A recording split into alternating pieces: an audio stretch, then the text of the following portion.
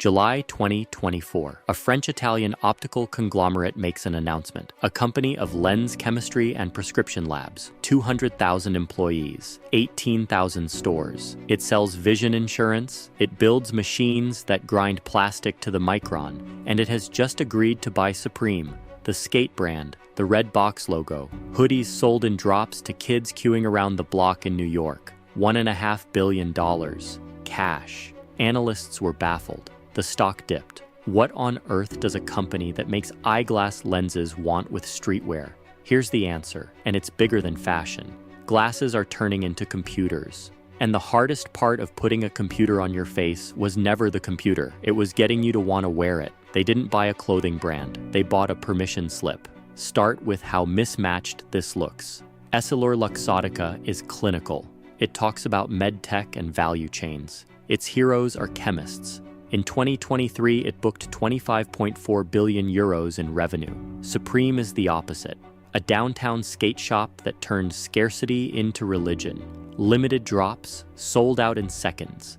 A resale market where a $40 t-shirt becomes a $400 object. One sells precision, the other sells meaning. This should be an acquisition that gets quietly written off in 3 years. Unless you've watched what this company actually does, because the first clue is the price tag. Supreme wasn't new to corporate ownership.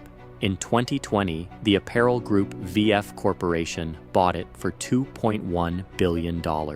4 years later, EssilorLuxottica bought that same brand for $1.5 billion, roughly 30% less than it fetched 4 years earlier. The heat had cooled. Stretched wider under corporate ownership, some of the mystique had leaked out. So what did EssilorLuxottica actually buy? A famous name, culturally faded, at a discount. If you watched our Ray-Ban episode, that should sound familiar. 1999, a legendary brand, cheapened, sold off by a company that had lost the plot. Bought for $640 million by a buyer everyone thought was overpaying.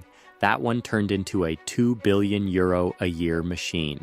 This is the playbook. Buy the faded icon. Fix it. Restrict it. Reload the myth. But the playbook alone doesn't explain $1.5 billion.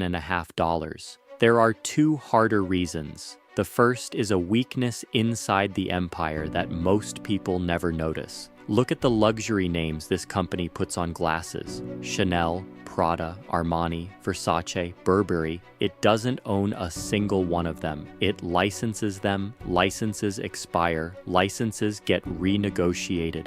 A fashion house can wake up one morning and decide to make its own eyewear in-house. So a huge slice of this empire is rented power. Enormous, profitable, and borrowed. Supreme isn't borrowed. They own it outright. No renewal date, no royalty flowing out, and owned brands carry fatter margins than licensed ones. A real reason, still not the big one.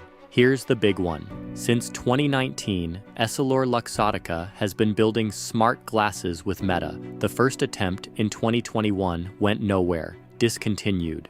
Then, in late 2023, the second generation arrived. A camera, speakers hidden in the arms, an AI assistant you talk to. That one worked. Now watch the curve. Across 2023 and 2024 combined, they sold about 2 million pairs. In 2025 alone, over 7 million. More than tripled in a year. Capacity is being pushed toward 10 million a year. By late 2025, smart glasses were driving more than a third of the entire company's growth. Not a side project, the engine. And in September 2025, they went further. A version with an actual display inside the lens, controlled by a band on your wrist that reads the nerve signals in your arm. $799. Demand was strong enough that the international launch got pushed back. The CEO, Francesco Milleri, says it plainly. They are leading the transformation of glasses as the next computing platform, and Meta agrees hard enough to spend on it. In July 2025, Meta bought roughly 3% of EssilorLuxottica,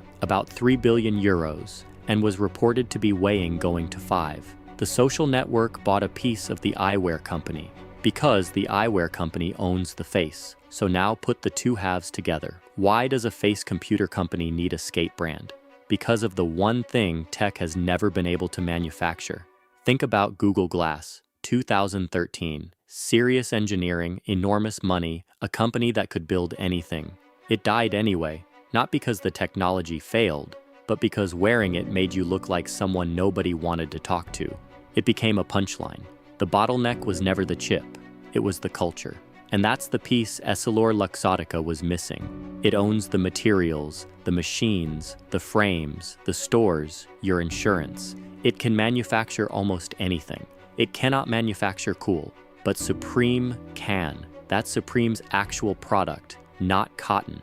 Permission, the drop, the cue, the collaboration, the resale market that tells you this object means something.